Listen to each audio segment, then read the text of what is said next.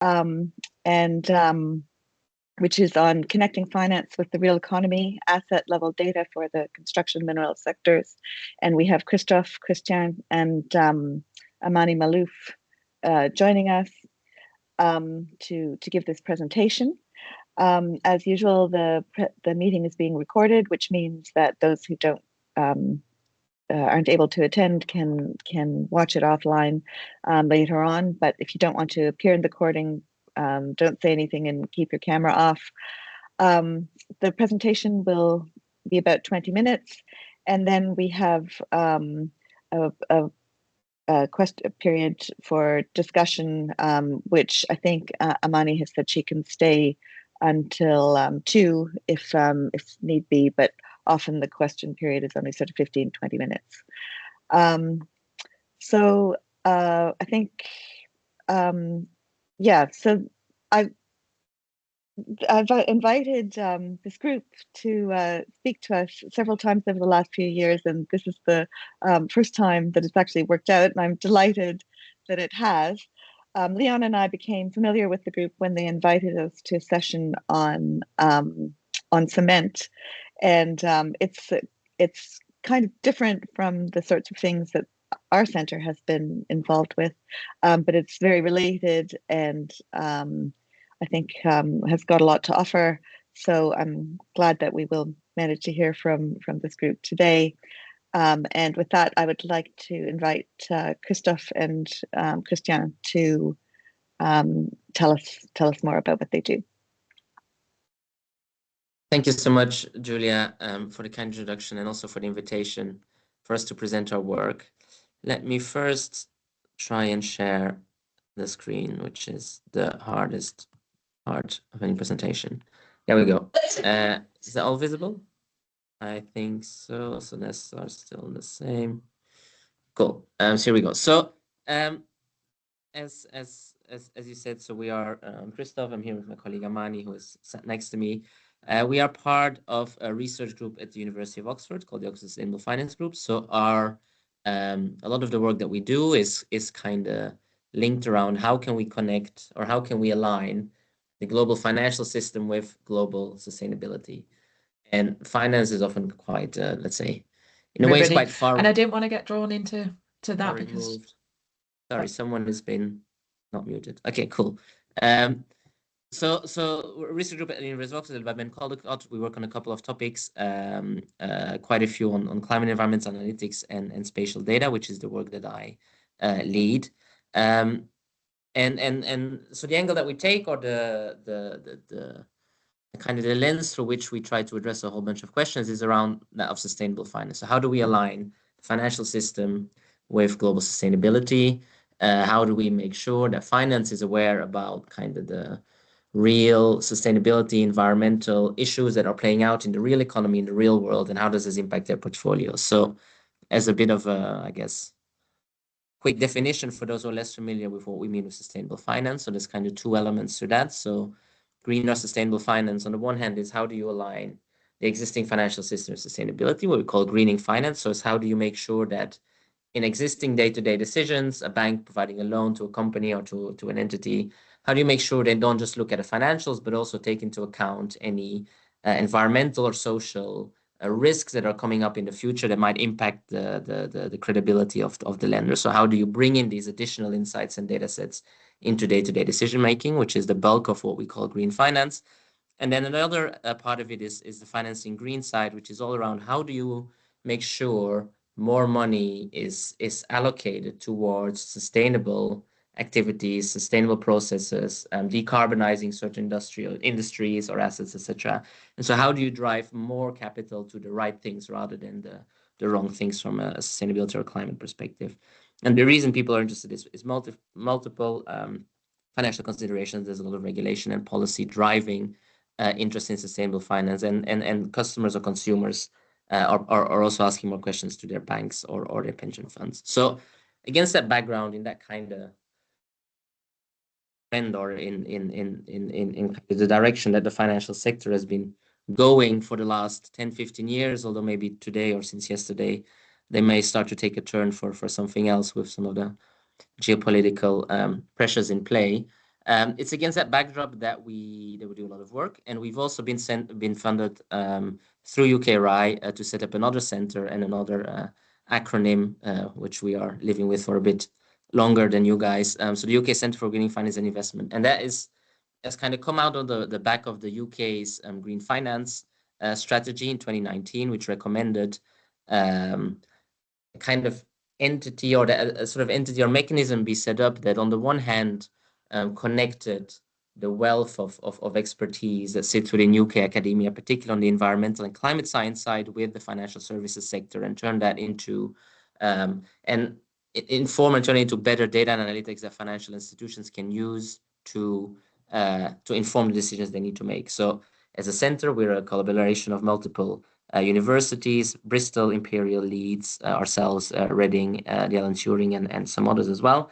And so we do a lot of that work translating the science for financial sector use cases. We work a lot with standard setters and frameworks, do a lot of work on kind of open data analytics, and we try to work with some innovative companies as well. So this is the big umbrella under which we do a lot of that data analytics work, and it is within that our asset level data work sits. And so it's in the asset level data piece is really crucial in a way to connect, or we believe it's crucial to connect the real economy or individual sectors with the financial economy. So if financial institutions are serious about understanding climate risks, be they physical climate risks or emissions and transition risk, or understanding nature dependencies, or understanding other sustainability or social, stresses and risks, then they need to understand the context in which the companies they invest in or they lend to operate. So they need to understand where these operations are, what these actually look like. And that sounds straightforward, but for many financial institutions, it is not. So they will see on paper a portfolio of investments. Let's say they see the top line of a company they've invested in, X number of millions. And that's kind of as much as they get. They might, an analyst might look at the financials at the company level without ever needing to, or without ever understanding where this company is operating, where are they sourcing from, what type of materials do they use, what type of technology do they use. And so the whole nuance that you need to understand sustainability issues, where they will play out and turn into risks or not, is not captured in the traditional way of doing your analysis. So we've been kind of promoting the use of asset level data to promote a bottom-up assessment of sustainability risks and issues that start from understanding where your physical assets are, what do they look like, what type of assets are they, how old are they, et cetera, et cetera. And only then you could then, for instance, also combine it with readily available climate data sets or environmental data sets or other more spatially explicit models that tend to exist a lot in the scientific or nonprofit space, to get a whole bunch of insights that financial institutions say they're interested in, but they have not to date have got much, I guess, fluency in using. So it's at that level of asset data that we've been doing a lot of work at our group, and that we've been creating these open data sets for high impact industries that we believe in, particularly climate impact initially. And so trying to figure out where exactly all the assets of that sector are located, who owns these assets, because the ownership is really important to be able to tag the information to your financial portfolios and investments. What do these assets or facilities look like, and a bunch of other features that are key to do some of these analyses. And where we started with a couple of years ago was to do this type of work for the construction mineral sector. So we've done this for cement. We've got a global database for over 3,000 cement production facilities around the world. And we've also built a database for steel producing facilities around the world, primary steel producing.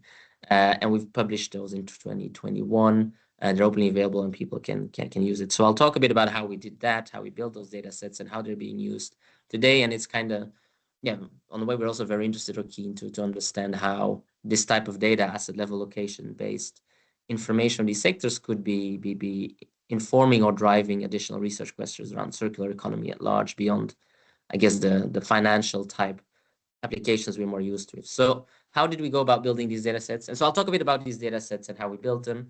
And then I'll hand over to my colleague Amani, who's been doing a lot of more work on the end of life side of things and work we're doing on waste management. And I think, again, finding ways to connect the dots and anything in between would be really interesting, but it's not something we've ventured on yet.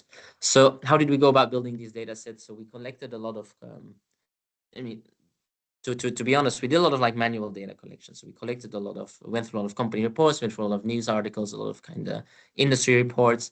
And then we tried to automate, which worked to some degree, kind of relevant asset-specific information extraction from these text-based sources. So we trained NLP models to extract from a news article, what's the company, or what's the owner or the operator company, what is the relationship with the asset, what's the production we can find, etc. And so we tried to automate to some degree the extraction of information from text-based sources to inform what the asset looks like.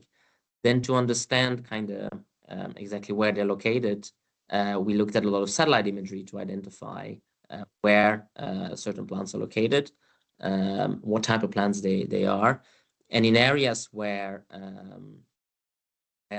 we knew we had data gaps, but we didn't know where to start searching for them, we ran a model, basically use satellite imagery to identify where are most likely to be said assets. So a computer vision model had been trained on satellite imagery to give us a score of likelihood of that asset of a cement plant or a steel plant being present in that part of the world. And then we did a whole lot of manual validation to identify its new and additional plants, which we then tried to backwardsly connect to text sources that we had of certain companies and production types, etc. So we combine these two approaches in a way to try and identify the cement and steel plants. And then once we did for cement, we also tried to model the production capacity of the plants by capturing the dimensions of the kilns of the cement plants, because we found a correlation between kiln dimension and production capacity for these plants. And so where we did not have reported capacity information, we modeled the capacity information based on kiln dimensions from satellite imagery, and we used it to complete basically the information in our database. We've compiled this all and made it available in kind of a spreadsheet format, which you can download on our website. We found over 3,000 cement producing assets, and then I think 1,600 steel producing plants. And that was kind of very much our first global data sets. They've been downloaded many times. We've since expanded into some other industries as well, such as pulp and paper and petrochemicals, which are led by other colleagues who are not on the call today. And then Amani will talk a bit about the waste management piece too. But in terms of what we've seen, the use of these data sets or being used by, I guess, is that was quite varied in terms of who uses it and what for. So we've obviously seen a lot of kind of research, academia type downloads. So probably a third. We've seen quite a lot of kind of also non-profit downloads, a lot of kind of geospatial intermediaries, consultancy types who've been downloading it. And then probably a third will be roughly in the corporate or the financial services sector one way or another. And it's also really been used for a wide range of use cases. A lot of it has been used to understand emissions and transition risk for certain sectors. A lot, and more, we've been seeing applications or uses for physical climate risk assessment that really build off that location element, and now more and more kind of nature-related impacts and risk assessment of these assets as well. So it's quite a variety of uses that we've seen for these data sets. And again, we're always keen to expand the use of those and see what more can be done. I'll just quickly run through, I guess, a couple of applications that we have worked on or that we have seen in the context of sustainable finance, just to give you an idea of what that looks like. So we've used, for instance, our database on steel to then model emissions at the company level. So we've combined production type or facility type information in the steel plants with the capacity with inch type, I don't remember, with the right type of emission factor to get a sense of how much would such a plant typically emit per year based on said emission factor, and then aggregate all this plant level information onto the company level. How much would they currently be emitting, and given if you know when they build the plant or when they've last refurbished it, how many more remaining years of operations and therefore emissions would you typically have? And if you know how many kind of, in theory, remaining years of emissions you have for the plant, you can build a kind of emission picture of individual plants, which you can plot against each other. to see how they compare against others in terms of either efficiency or built-in carbon per plant, which again you can then plot or compare against global or regional company-specific emission targets or carbon budgets. So we've been working on these carbon lock-in curves, which I'm showing you here now, and you can then also use it to kind of pick out. It basically tells you to what extent or which assets, if you compare it against a certain metric, which in this case carbon intensity, going beyond a certain carbon budget, if you assume that we should only really be using or firing up the most efficient plants. So doing a kind of a comparative assessment at the asset level or the company level or at the country level to see how what the potential risk of stranding is, financial stranding. So the fact that these plants in theory would be taken out of action and so any investors in it would lose the remaining value or money associated with that plant based on any policy intervention or other type of transition scenario that you could see. That doesn't actually require the location information, but it does show you why kind of asset-specific information is important for investors or could be important for investors. If you know the location of these plants, you can also start to kind of assess to what extent carbon capture and storage strategies, for instance, might or might not be feasible or might be more or less costly for certain plants, depending on where they're located and where the CCS storage availability is suitable or less suitable. So this is a kind of quick level of analysis. We want it. This is for power plants, but you could do the same for any other kind of hard-to-abate sector that talks about CCS. If you have the location, you can look at kind of nature indicators, or more and more, particularly investors are interested in. So what are the nature dependencies of my portfolio? What are the nature impacts of my portfolio? But again, nature is very location specific. So you need to understand where companies are operating, ideally with the type of operations, to get a sense of the type of pressures or the type of dependencies they might have on local environmental resources, and then model the risks or impacts in a more granular way, be it on biodiversity as we did here, or for instance on kind of water risk. And there's a whole range of open source tools available that allow you to do that. So I hope that give you a bit of a flavor of the space we operate in, the type of questions we're trying to answer, and how we think that the type of data we build initially for cement and steel, and they're still the most popular data sets, have been used within financial sector context and others to answer some of these sustainability related questions linked to.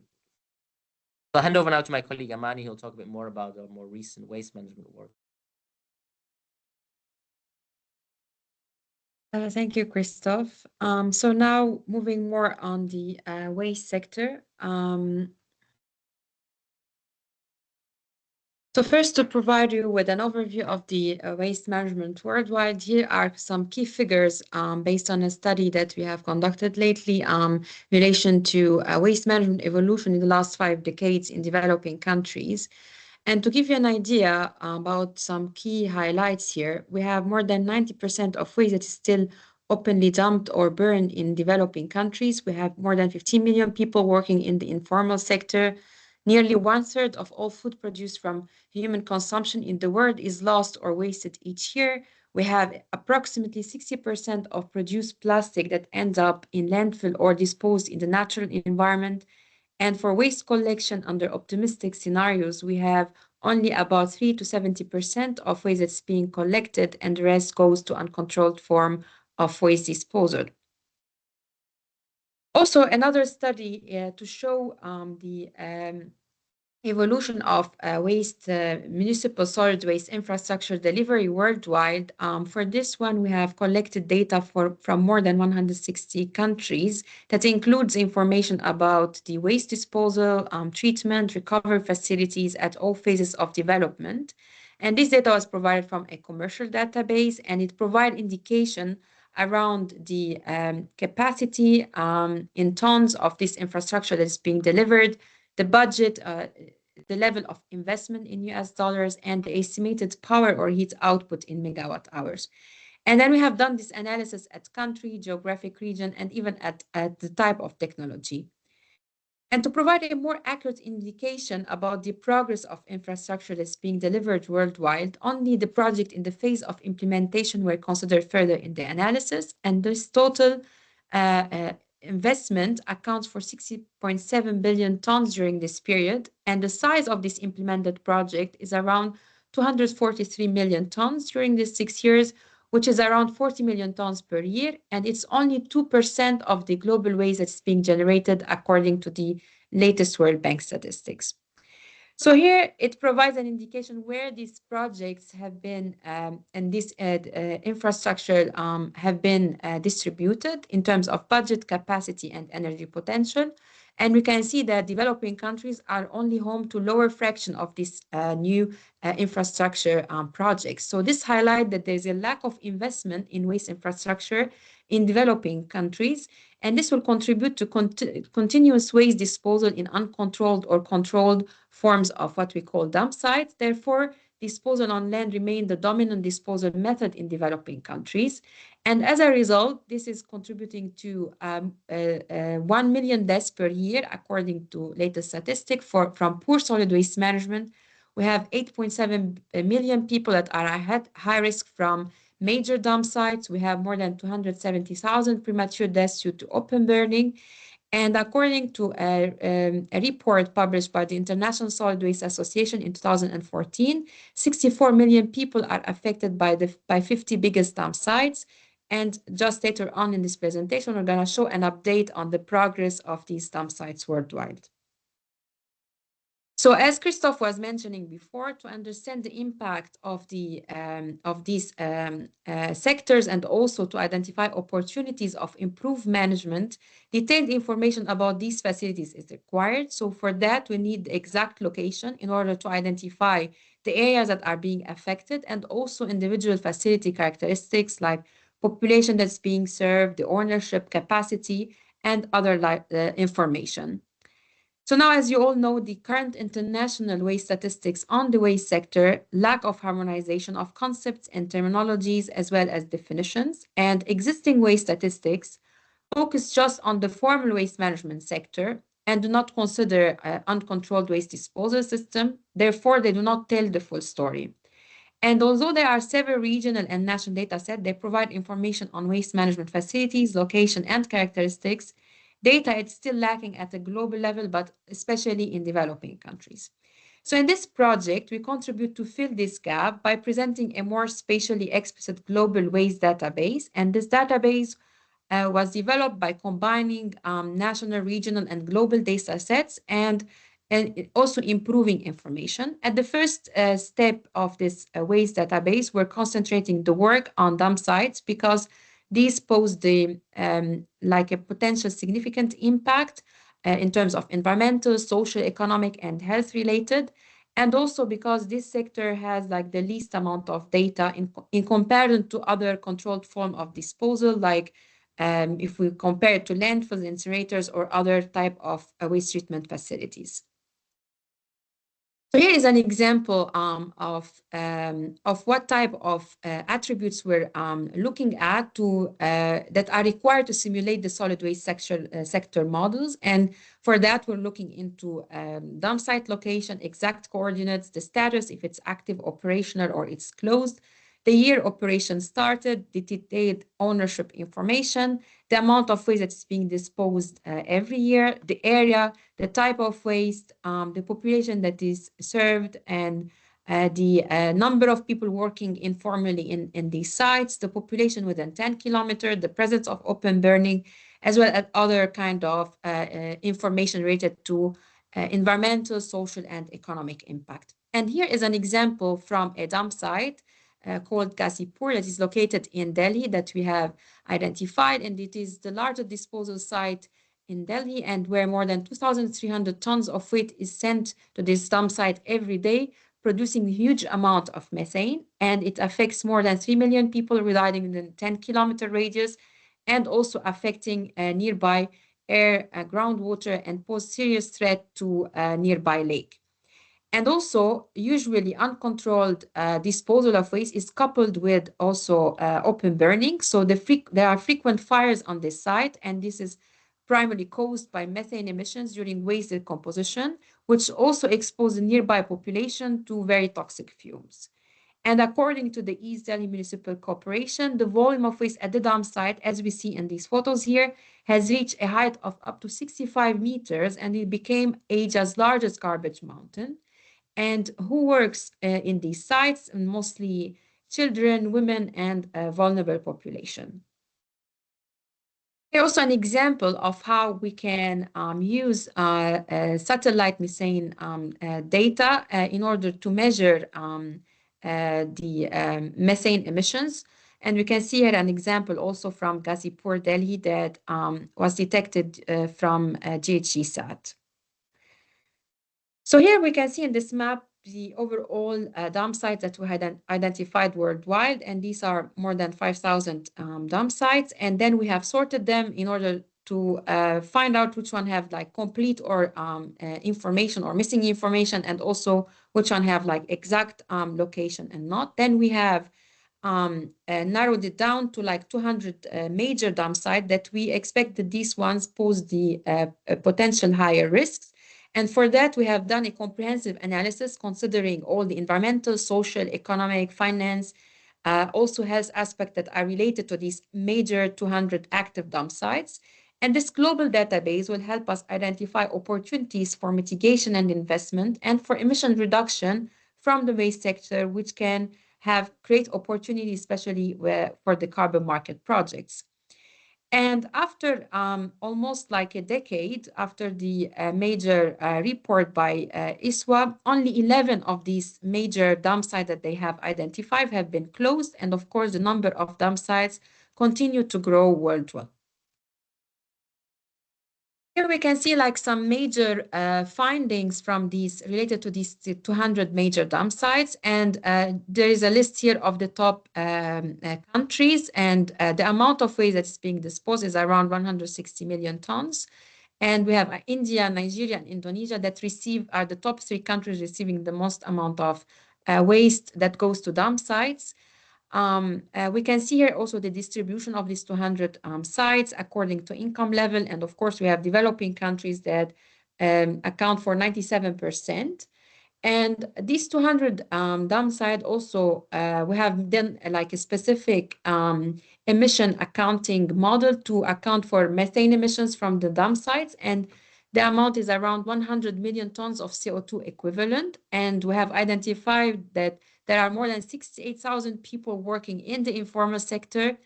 And for the population affected within 10 kilometers, it is around 422 million people, which is equivalent to the population of the Middle East and North Africa or North America in 2023. And as of the ownership, it is mostly mostly public, run by local authorities and municipalities.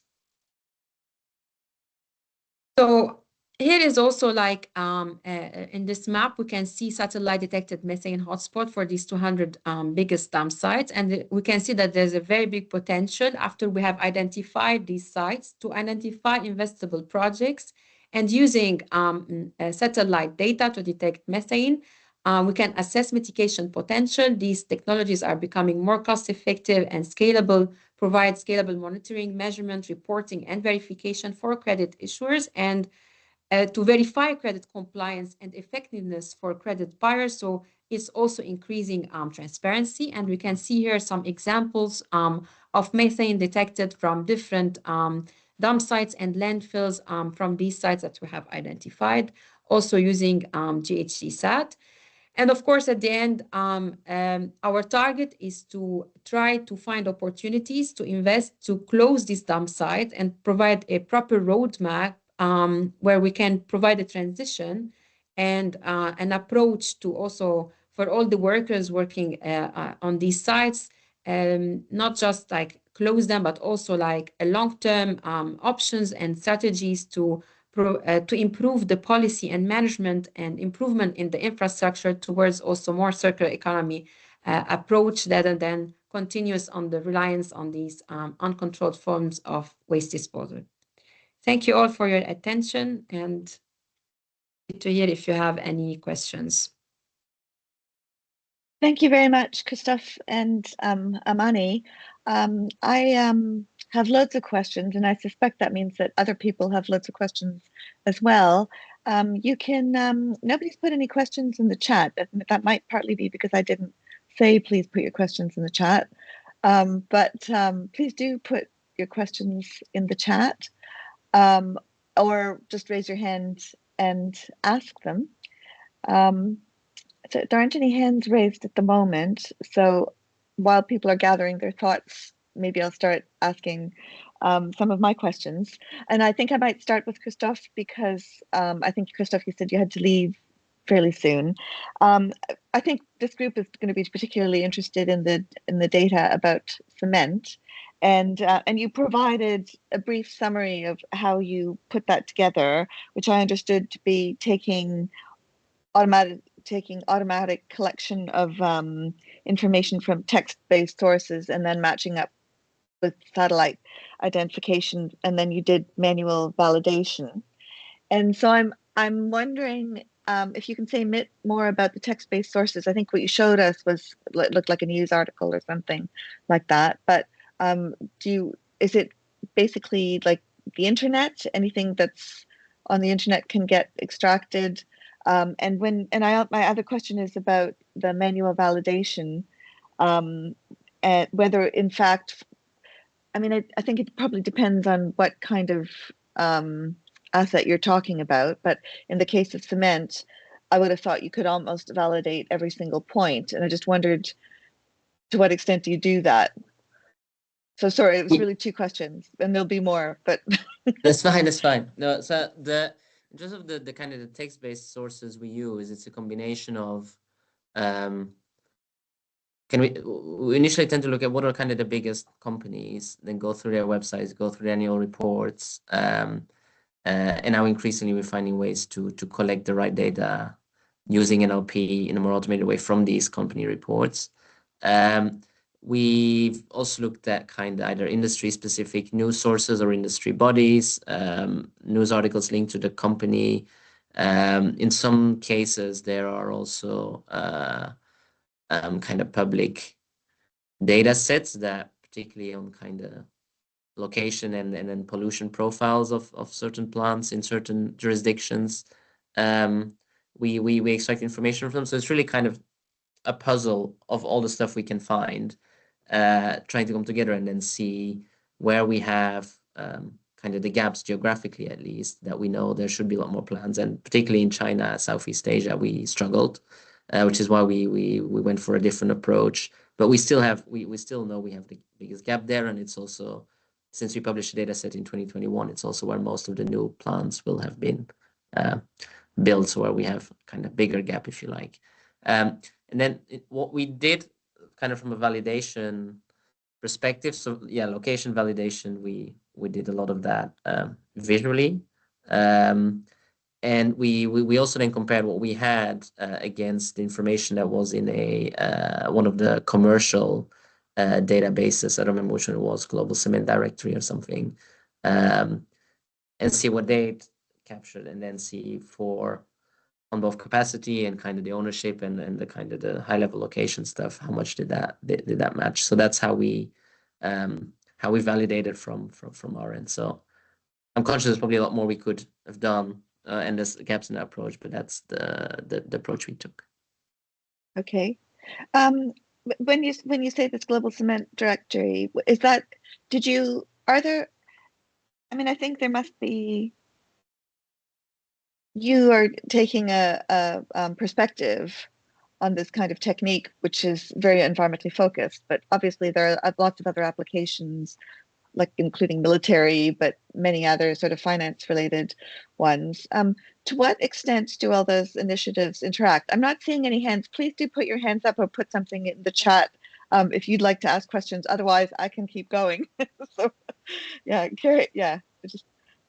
So I think they don't interact very much, or definitely not near enough. So and this is where it's interesting in a way, like what we hear from a lot of kind of the financial services sector is, oh yeah, a lot of the narrative of sustainability is around the environmental side, and they're like, okay, we need to know, or they're increasingly now acknowledging that they need to understand the location and some asset level information about their investments, and they say, oh, but we don't have that data. But what they mean is their traditional kind of data providers or the channels that they use don't provide that to them or in any useful or digestible format for them at this stage.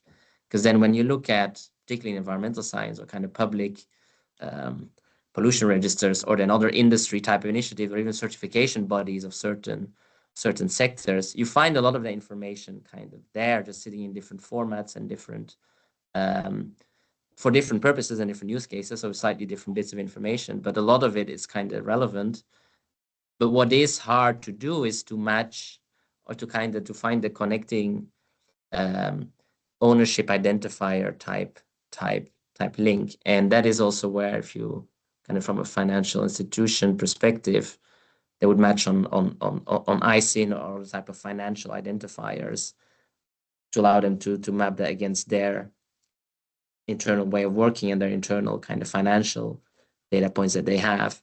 That you don't often see these type of identifiers that the financial sectors use in these other type of initiatives or other type of use case driven databases, if you like, to allow for the easy match. So they don't near enough speak to one another. And I think it's particularly from a, the financial service perspective, if they did a bit more effort, they could find so much more data and do it. So that's some of the things we've been trying to demonstrate.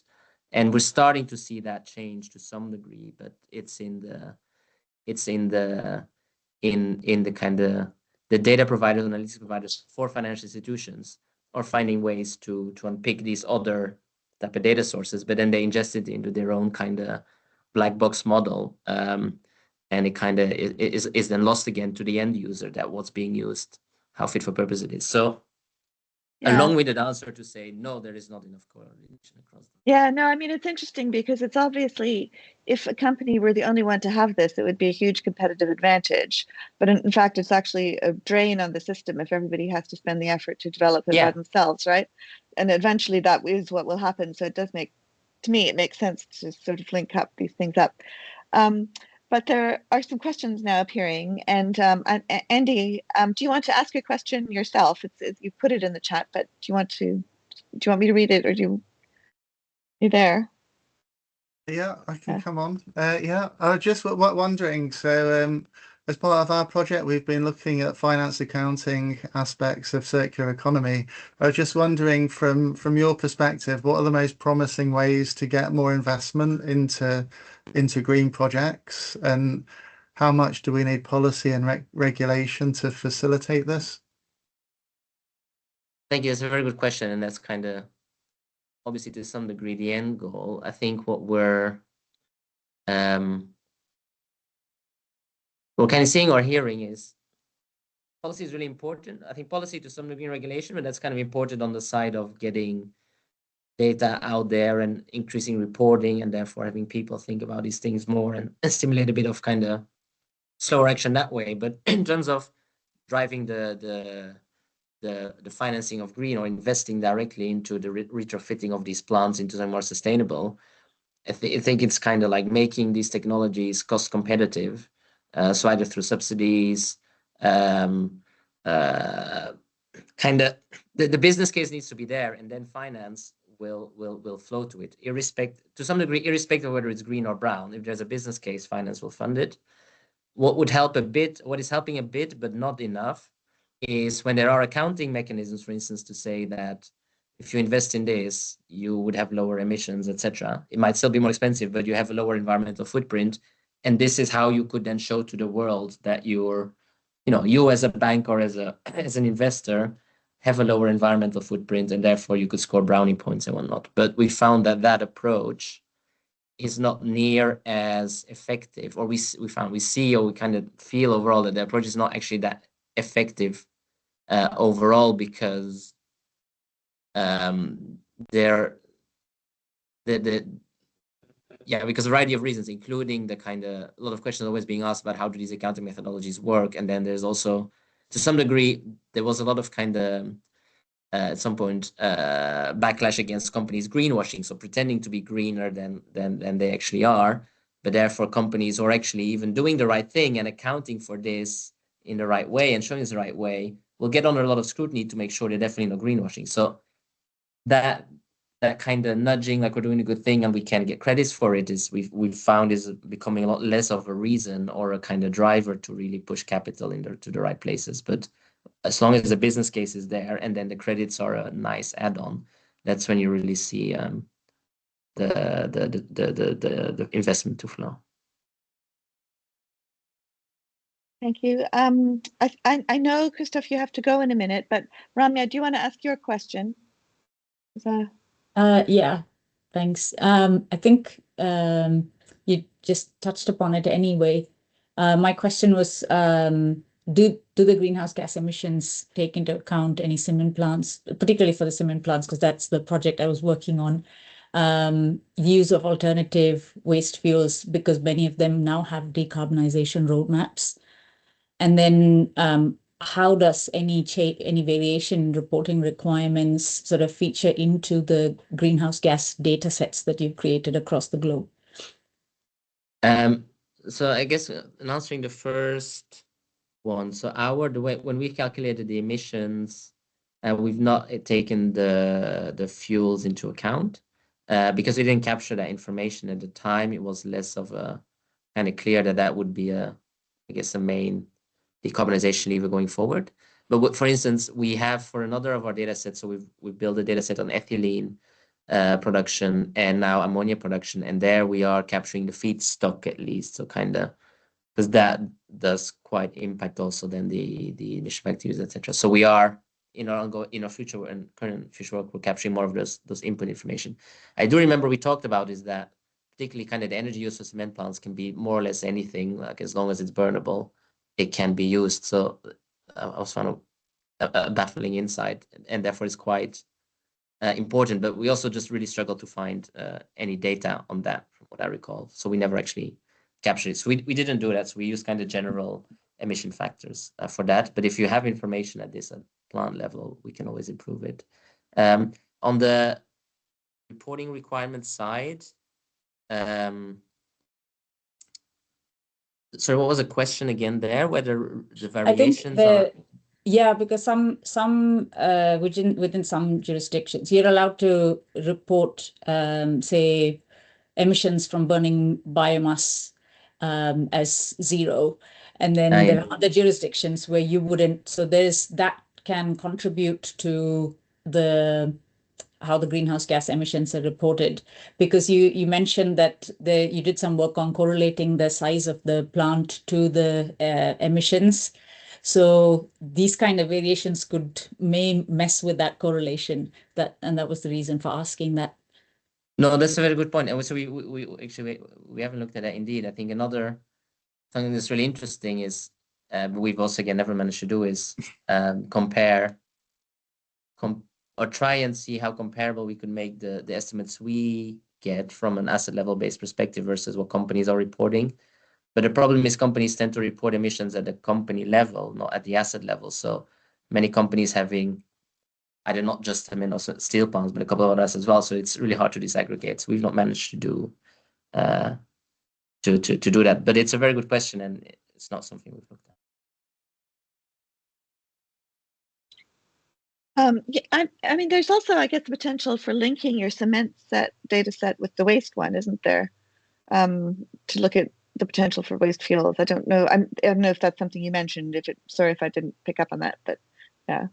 Not yet, but I'll Amani answer that. Unfortunately, I need to run, but thank you so much. Yes, Julia, thank you very much, Christophe. And I do have, Amani, if you don't mind staying, I still have some questions. People do put up your questions in the chat or raise your hands if you'd like to ask any more. In the meantime, I'll carry on. Thank you, Christophe. Thank you very much. Yeah, That's been very interesting. Bye.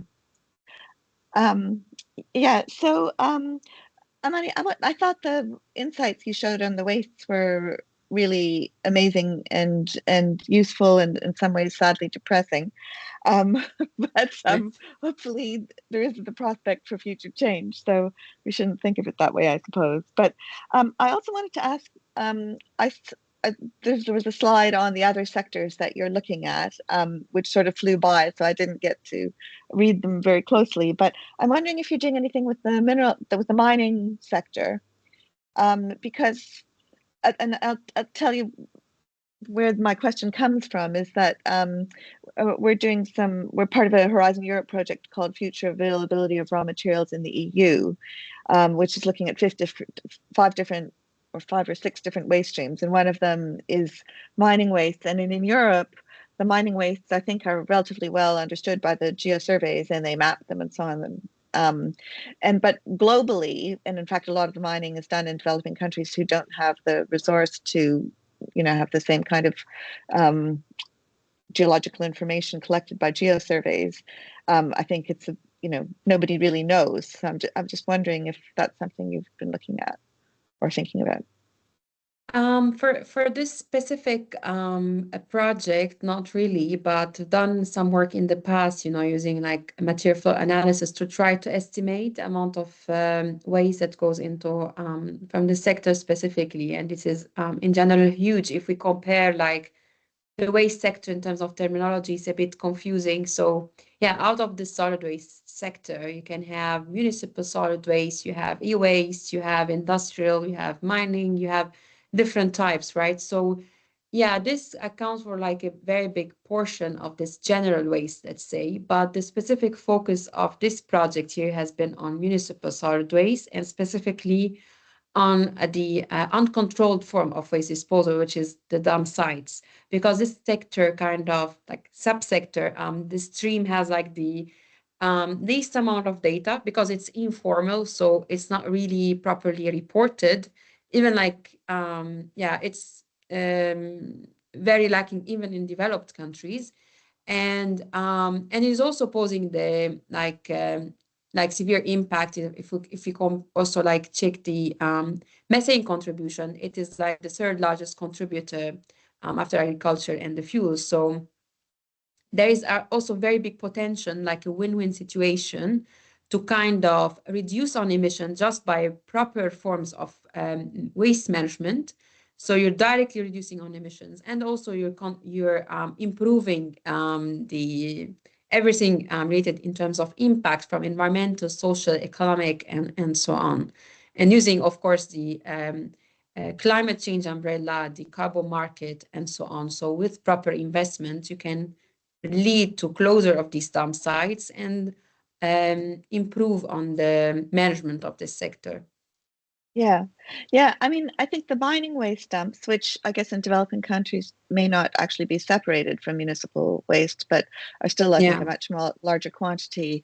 I mean, the reason they're under focus is because a lot of things that have in the past disposed of as waste are now sources for critical raw materials, and the critical raw material supply is obviously an issue. So I think that would be an interesting extension of the work that you're doing. But maybe just to round, I don't see any more questions. Nobody's got their hand up. So maybe just to round off, can you tell us a bit about the direction that your center is going? And so you've done an amazing amount, and it's very impressive. What is sort of the next things that you're going to be working on? Yeah, thank you so much. In general, in terms of the we continue to map as the slide that shows all the key sectors. So we're continuing on targeting different sectors in parallel. We have key experts working on these sectors separately. So we continue to map and also identify new sites and also characterize them.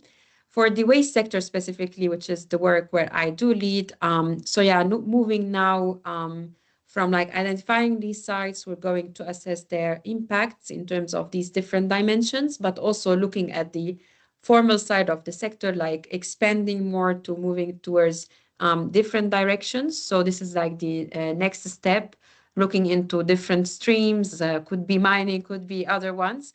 But yeah, in general, following this methodological approach that we kind of developed.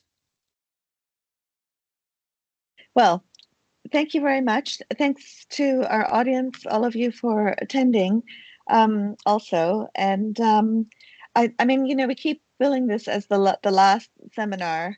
And what is happening is that our funding from UKRI is kind of mostly ended and fully ending by the end of March. So in some ways, the Circular Economy Centre is ending, except that we've all got some amazing experience and relationships out of this, which will continue. So stay tuned to hear more from us.